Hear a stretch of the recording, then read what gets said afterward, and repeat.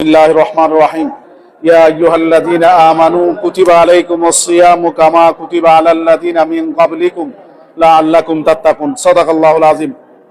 আমরা সরকারি চাকরিজীবী পরিষদ কর্তৃক আয়োজিত আজকের ইফতার মাহফিলের সম্মানিত সভাপতি, অত্র সংগঠনের সম্মানিত সভাপতি উপস্থিত আছেন, কর্মচারী নেতা আব্দুল মালেক ভাই উপস্থিত আছেন, আশিক ভাই এবং জাতীয়করণ প্রত্যাশী জোটের যুগ্ম আহ্বায়ক জনাব প্রকৌশলী মতিউর রহমান স্যার সহ প্রিয় উপস্থিতি।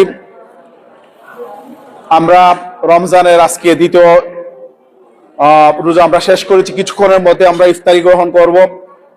আপনারা সবাই জানেন যে আমরা পে স্কেল বাস্তবায়নের জন্য আমরা কিছু আন্দোলন করেছি, কিন্তু সর্বশেষ আমাদের আন্দোলনটি সফল হয়নি।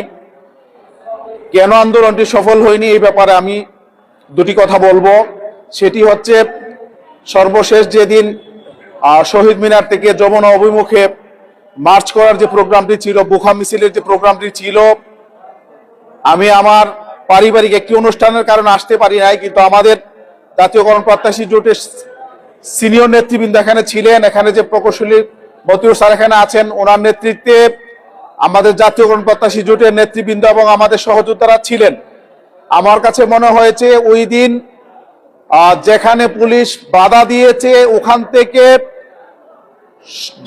যারা ছিল আপনার আন্দোলনরত তাদেরকে নিয়ে শহীদ মিনারে শুক্রবার সারাদিন অবস্থান করে, শনিবারও যদি ওখানে অবস্থান করা যেত এবং শনিবারে যদি আবার সচিবালয়ের দিকে মার্চ করার একটা কর্মসূচি দেওয়া যেত, মোটামুটি প্রায় 48 ঘন্টায় সরকারের উপর একটা বড় রকমের চাপ তৈরি হতো এবং ওই সরকারের কাছ থেকেই হয়তোবা পে স্কেলের প্রজ্ঞাপন হয়ে যেত।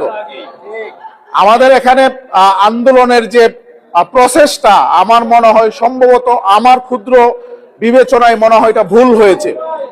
আগামী দিনে এই সরকার ল্যান্ডস্লাইড ভিক্টরি নিয়ে ক্ষমতায় এসেছে, এই সরকারের কাছে আমাদের প্রত্যাশা অনেক বেশি। আমরা আশা করি মাননীয় প্রধানমন্ত্রী ইতিমধ্যে বিভিন্ন বৈষম্য, বিভিন্ন সেক্টরে যেগুলো বিরাজমান আছে এগুলো দূর করার জন্য ওনারা কাজ শুরু করেছেন। ইতিমধ্যে আমাদের শিক্ষামন্ত্রী আমাদের বেতন ভাতা এগুলোর ব্যাপারে উনি অবগত আছেন এবং এগুলো নিয়ে উনি কাজ করবেন, ইতিমধ্যে ঘোষণা দিয়েছেন। আমরা আশা করি এই সরকার খুব অল্প সময়ের মধ্যে পে স্কেলের যে রিপোর্ট, এই রিপোর্টটি পর্যালোচনা করে খুব অল্প সময়ের মধ্যে আমরা আশা করছি তারা পে স্কেলের ঘোষণা দিবেন ইনশাআল্লাহ। আমরা আজকের এই প্রোগ্রাম থেকে দেশনেত্রী বেগম খালেদা জিয়া, শহীদ প্রেসিডেন্ট জিয়াউর রহমানের পুত্র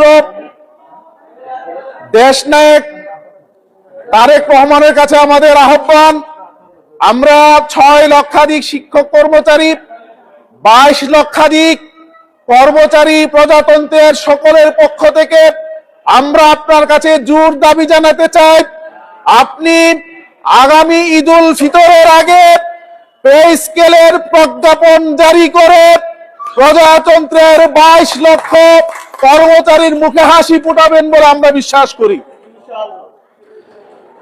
শিক্ষামন্ত্রী মহোদয় কালকে ঘোষণা দিয়েছেন যে শিক্ষকরা শ্রেণীকক্ষ রেখে ওনারা আন্দোলন করবেন, এটা ওনারা বলছেন যে এটার প্রয়োজন নেই। যে দাবি দাওয়াগুলো আছে ডিউ প্রসেস আমাদেরকে জানালে আমরা এগুলো নিয়ে কাজ করব এবং যৌক্তিক দাবি পূরণের জন্য আমরা চেষ্টা করব। আমরা বিশ্বাস রাখতে চাই এই সরকারের সময় শিক্ষকরা শ্রেণীকক্ষ ছেড়ে তাদেরকে আন্দোলনের মাঠে আসতে হবে না, প্রেস ক্লাবে আসতে হবে না, শহীদ মিনারে আসতে হবে না। আমরা বিশ্বাস করি ইনশাআল্লাহ আমরা সরকারের সাথে আলোচনার মাধ্যমে যেই সেক্টরে যেই সমস্যাগুলো আছে প্রত্যেকটি সমস্যার ব্যাপারে আমরা যথাযথ প্রক্রিয়ায় সরকারকে জানালে সরকার আমাদের দাবি যদি মেনে নেয়, আমরা কোন রকমের আন্দোলনে রাজপথে আমরা আসবো না ইনশাআল্লাহ।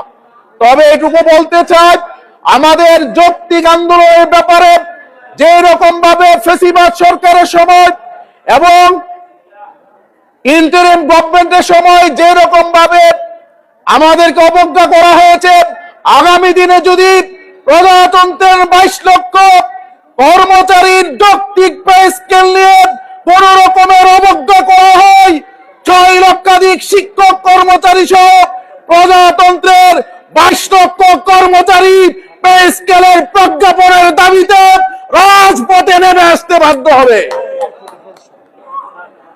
আপনাদের সকলকে আগামী দিনে পে স্কেলের জন্য যে আন্দোলন ঘোষিত হবে, যৌক্তিক সময়ে এই যৌক্তিক দাবিতে যে আন্দোলন কর্মসূচি ঘোষণা হবে, আপনাদের সকলকে সেই আন্দোলন কর্মসূচিতে অংশগ্রহণ করার জন্য সংগ্রাম উদাত্ত আহ্বান জানিয়ে সকলে সুস্বাস্থ্য কামনা করে শেষ করছি। আল্লাহ হাফেজ। আসসালামু আলাইকুম রহমতুল্লাহ।